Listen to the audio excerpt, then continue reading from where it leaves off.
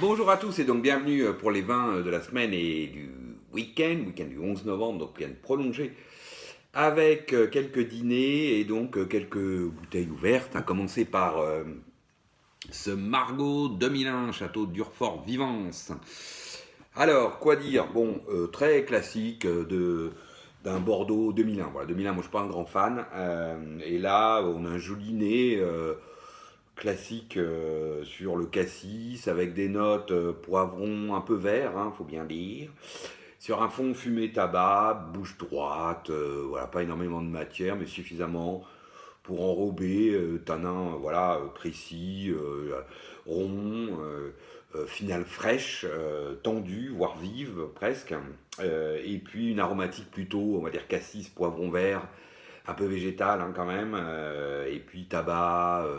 Alors évidemment, on peut aussi avoir une petite note de cèdre, des petites choses quand même sympathiques. Mais bon, voilà, moi je trouve que c'est pas un grand millésime de Milan à Bordeaux. En tout cas, c'est pas un millésime que j'aime particulièrement. Et ce Durfort Vivin, ce qui est très bien, hein, me confirme cela. C'est un bon vin d'un millésime, voilà, que pas topissime à Bordeaux. Ensuite, qu'est-ce qu'on a ouvert? Oh là là, alors ça, on a ouvert ça par contre, ça c'est tout ce que j'aime. Voilà, le domaine des schistes, donc un des chouchous de la maison. Alors, la cuvée s'appelle Cazotte d'Angora. C'est un Côte du Roussillon, donc 2016, et c'est un 100% Grenache blanc. Et Grenache gris, pardon. Waouh, ça c'est du vin. Alors là, par contre, un vin, voilà, que beaucoup d'élégance, voilà, un vin d'émotion, j'ai un vin de caractère, voilà. Un nez sur le fruit jaune presque au début, puis après c'est un peu fruit blanc, puis donc arrivent des notes de foin, de fougère, donc qui donne un côté frais, puis on a un petit côté épicé miel, un peu ombré, sur un fond presque d'amande. C'est très joli, très élégant au nez. Ensuite, la bouche, ben, pareil. Grande élégance sur donc le fruit jaune au départ, rond. Puis d'un coup, on a la structure qui arrive, qui vous tient le vin. Très belle note, donc fraîche, foin, fougère, herbe séchée. Voilà. Un peu garrigue, voilà, herbe séchée. Très, très classe. Puis cette petite pointe de miel, presque fleur d'oranger, presque fenouil aussi, qui donne de la gourmandise. Sur ce fond plutôt amande, on va dire. Pareil, finale sur la structure, longue ensuite, très élégante, avec un joli port altier. Bref, très beau vin que ce Cazotte d'Angora, que j'aime beaucoup moi, et je conseille à tout le monde d'aller vite prendre des bouteilles au domaine des schistes avant que celles-ci ne soient hors de prix. Voilà, bah, enfin, ça reste tout à fait abordable actuellement. Hein, c'est un vin à 18 euros, et croyez-moi, c'est un très grand vin pour 18 euros. Voilà. Ensuite, alors, celui-là pas à 18 euros, il est un peu plus cher, mais par contre, par rapport à ses petits camarades, il reste à un prix tout à fait abordable et il est aussi magnifique. Un pommard Grands Epnos, donc de domaine Rebourgeon-Mur en 2013. Bon, là aussi, un domaine que j'affectionne particulièrement. Domaine Rebourgeon-Mur. Bah, ce pommard Grand Epnos, pour moi, c'est la plus belle cuvée du domaine et c'est peut-être pour moi la plus grande cuvée de pommard. Donc on est plutôt côté nord et pas côté sud à Pommard. Donc on est plutôt sur les pommards euh, bah, fins, délicats et bah, c'est tout ce qu'on a dans ces grands épnos. Un vin d'une grande délicatesse tout en ayant une jolie forte, belle concentration, tanin hyper soyeux, précis. Évidemment c'est quand même un tout petit peu puissant, c'est ça qui fait évidemment tout le charme de ce vin. Pour moi, c'est marrant, hein, c'est très proche je dirais, de l'image que je me fais aussi d'un Chambertin Côte d'Bèze, par exemple, par rapport au Chambertin. Voilà. Entre le Pommard Grand Epno et le Pommard Rugien, ce qui est l'autre grand cru de Pommard. Voilà, sur les grands epnos, on a un côté délicat, finesse en plus. Et un peu moins de puissance, bien sûr.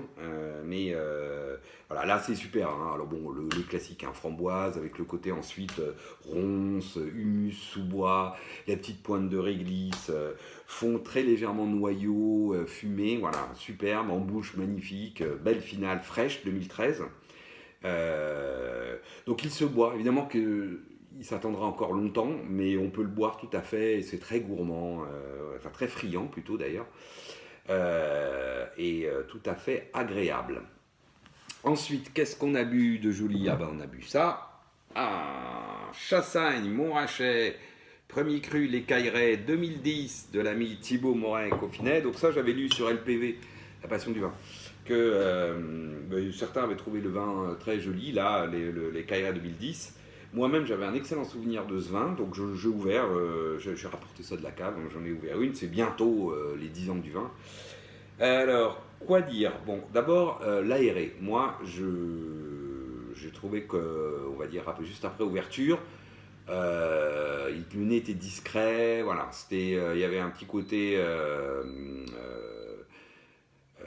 marqué un peu sésame, hein, voilà. Après 4 heures d'aération, c'est beaucoup mieux. On a un nez sur la poire, ensuite arrive le classique amande, aubépine, voilà, une petite pointe de sésame grillé quand même. Et puis avec les 4 heures d'aération, cette petite pointe de sésame grillé disparaît et on a plutôt un petit côté presque exotique, hein, ananas, voilà. Ensuite en bouche, alors le vin est rond, belle densité, presque un petit toucher gras, mais très bien balancé par l'acidité qui tend le vin, qui le met droit, avec donc des notes plutôt poire William. Ensuite arrive ce fameux aubépine, hein, amande douce, sur ce fond crayeux toute très légère pointe de sésame grillé quand même qu'on a toujours. Finale ronde, un peu gras au toucher, très agréable, belle fraîcheur qui vient dynamiser ça, jolie persistance. Un joli vin, quoi. C'est Cailleray 2010, mais c'est marrant. J'ai relu mes notes. C'est la troisième que je bois et je dois dire que j'avais mieux apprécié en 2016 et en 2014 cette cuvée. Voilà. Alors, ensuite, dernière bouteille bue ce week-end. Un Chambol Musigny 2005 de Damio Cervelle. Alors, on dit souvent que Christian Amiot-Cervelle fait des vins servieux de garde. Je vous confirme, elle commence à être à boire, hein, ce Chambol Charme 2005. Et c'est un vin sérieux. Oui, c'est un vin sérieux. Alors là aussi, je vous conseille de l'aérer, de la carafer 2, 3, 4 heures. Parce qu'elle a été bien meilleure après 4 heures. Au départ, elle était un peu monobloc. Elle a fini un peu mieux. Avec un nez framboise, ensuite on a les notes d'épices très clou de girofle, sur un fond de cuir très élégant. Moi j'aime bien ce côté vieux cuir, voilà, une bouche pleine, ample, un peu ronde, un peu souple, voire tendre, mais très bien la balancer par l'énergie des 2005, hein. La finale du coup elle est énergique. Donc ce qui donne un vin extrêmement plaisant parce qu'il a ce côté un peu souple et tendre en bouche tout en ayant cette finale tonique que lui apporte 2005 avec un tout petit pointe de fraîcheur là, et une belle persistance framboise. Ensuite on a les notes ronces, sous-bois, humus qui viennent vraiment humus, puis le petit côté clou de girofle là très élégant et le fond de vieux cuir, voilà, c'est très joli, c'est plein aujourd'hui, c'est à boire, voilà, un vin de plaisir.